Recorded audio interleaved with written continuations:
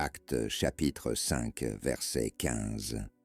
Alors ils amenèrent dans les champs les malades et ceux qui étaient tourmentés par des esprits impurs, et ils furent tous guéris. Dans ce verset, le texte décrit la remarquable activité de guérison menée par les apôtres, notamment à travers l'ombre de Pierre. Voici quelques points importants à considérer. Activité de guérison extraordinaire. Le verset met en évidence l'incroyable capacité de guérison que possédaient les apôtres à cette époque. Des gens de toutes les régions amenèrent des malades, y compris ceux qui étaient tourmentés par de mauvais esprits, et ils furent tous guéris. Confiance dans l'efficacité divine.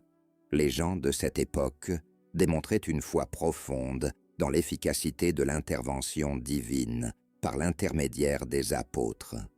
Ils croyaient que la simple ombre de Pierre pouvait apporter guérison et soulagement aux malades et aux affligés. Démonstration de la puissance de Dieu. Ces événements miraculeux ont servi de témoignage de la puissance de Dieu et ont confirmé l'authenticité du message chrétien. Ils ont également attiré l'attention des gens sur la vérité de l'Évangile. En résumé, Acte 5, 15 de la nouvelle version américaine. King James décrit une période extraordinaire dans l'histoire de l'Église primitive, où la guérison divine était évidente et où les gens recherchaient désespérément l'intervention de Dieu par l'intermédiaire des apôtres.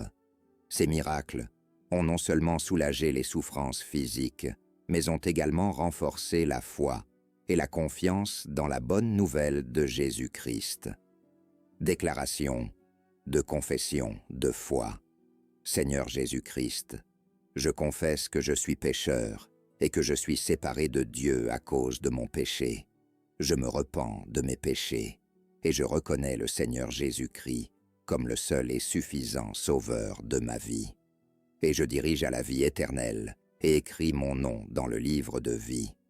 Amen. 1er Jean 5, verset 11. Et ceci est le témoignage que Dieu nous a donné la vie éternelle, et cette vie est dans son Fils. Apocalypse, chapitre 20 et 1, verset 8. Mais les lâches, les incrédules, les dépravés, les meurtriers, ceux qui commettent l'impudicité, ceux qui pratiquent la sorcellerie, les idolâtres et tous les menteurs, leur place sera dans l'étang de feu ardent de soufre. C'est le second décès.